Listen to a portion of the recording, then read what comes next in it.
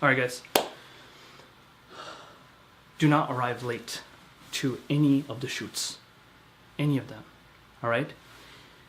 If you're the driver, if you're, I'm going to be sending you guys out in teams, sometimes by yourself. Make sure that you plan ahead and consider traffic patterns, okay? So there's this amazing feature on, I'm going to grab my phone real quick. I'm going to show you guys a really cool feature on Waze, all right?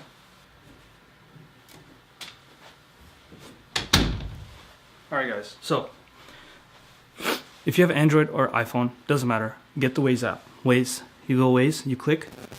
Okay. Okay. I'm on Waze. Search. You see this thing called Plan Drives? You click Plan Drives. Okay. You click here. This one. Boom. You put in your destination. Okay. So I'm going to put my parents' house for sake of example. Okay. I'm going to put in my parents' house real quick. Don't stalk my parents, okay? So you put it there, and then it shows you arrive at. When do you want to arrive at? Say my party is in New York City, okay? My party's in New York City, and it basically says starts at 8 p.m., okay?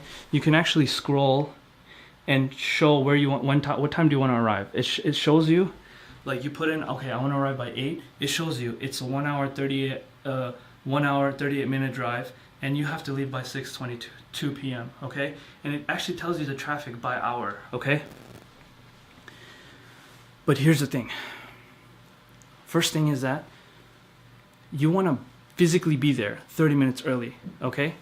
So if my event is at 8, I want to physically be there by 7:30 because I got to set up my gear, I got to meet the bride, I got to do this and that, I got to maybe drink some water, I'm dehydrated from the drive. I got to get there 30 minutes early. On top of that, even though this app is telling you the traffic patterns,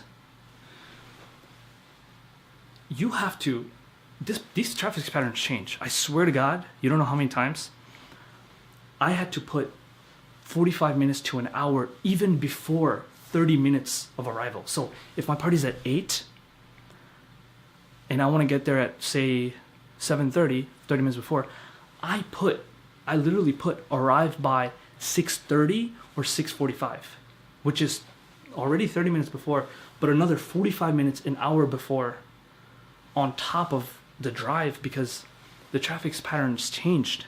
Do you understand? Why do I do this? I rather arrive an hour early. If it happens, say the traffic clears up, which never happens, by the way. I want to arrive early. Because if I'm late, if I miss something, we're fucked. We're going to be in a lawsuit, and it's going to be bad. It's going to be really, really bad. This is a worst case scenario. That's like worse than bad pictures, arriving late, okay? So if the rule of thumb, guys, the rule of thumb, listen to this very carefully. The rule of thumb is, if your drive is 2 hours, if your drive is 1 hour and 30 minutes to 2 hours or more, okay?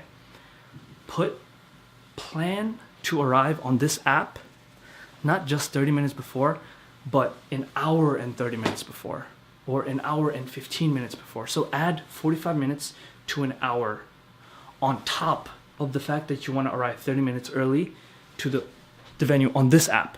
This app and this feature is the only thing that shows you predictive traffic. Google Maps does it as well, but this does it very accurately because you can literally see when you have to leave by.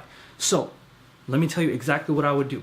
If I had a party at 8 p.m., what would I do? Okay? I have a party. No. Let's say I have a party at 9 p.m., okay? I have a party at 9 p.m. in Brooklyn, New York, which is 2 hours away, okay? From Philly, usually. So, my party, 9 p.m. I keep saying 8. My party's at 9. I have to already plan at 8:30. So what time what I would do? What I would do is, wait for it to adjust. Okay, my party's at 9. Okay, so, and I want to get there by 8:30.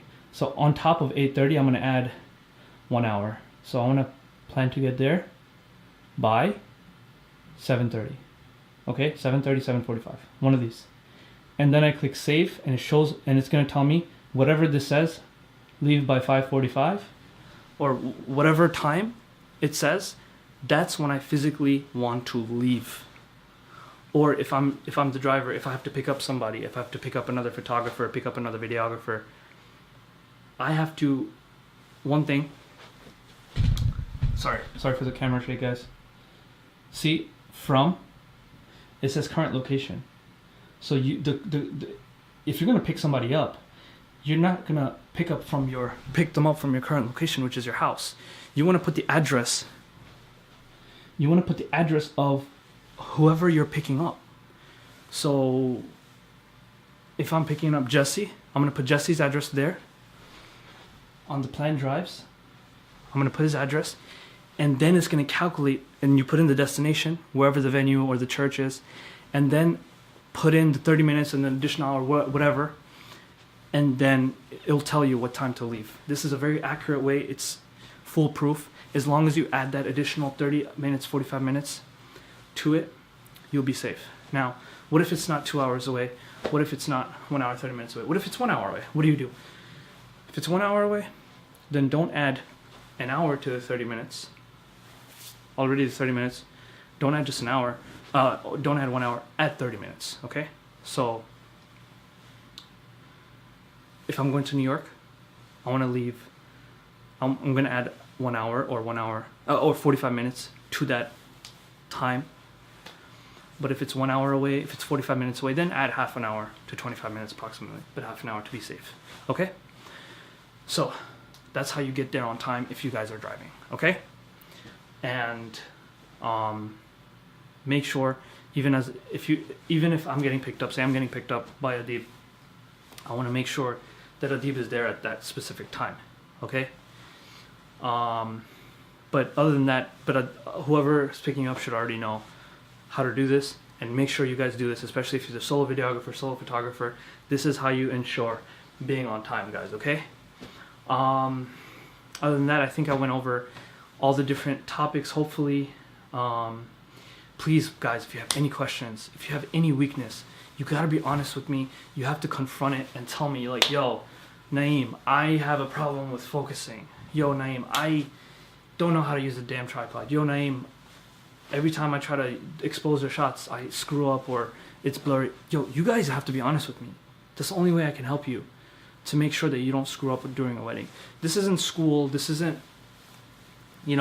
going in the hallway without a hall pass, you get detention. This is real world. Photographers and videographers have gotten to hundreds of thousands of dollars of lawsuits because they screwed up. This is serious shit. Do you understand? So make sure, because you're going to be liable if you screw up. Make sure you tell me if you're weak about a topic, weak about an issue. If you have any type of confusion, you have to let me know. I will make time, go out and go to the park, we'll shoot, whatever, take pictures, whatever the situation may be. You have to be honest. Don't try to be like, oh, I'm gonna make him think I'm really good. I'm not gonna show my weakness. Guess what? I'm gonna see your footage anyway, and I'm gonna know that you're not good at it. You see what I'm saying? So before we get to that point, before we get to that stage, please let me know. Please let me know. Even if I don't have time, we'll have one of the senior photographers, senior videographers. Some of us have been doing it for a long time. We'll have them mentor you one-on-one. Hopefully through the shadow sessions, through the practice sessions, we should be able to iron out all the weaknesses and stuff like that. But just in case it's still needed, please let me know, and I promise I will do my very best to make sure we tackle all the issues. Okay? That's it, guys. Best of luck. All right? QP family, fist bump, bam. Catch you guys next time.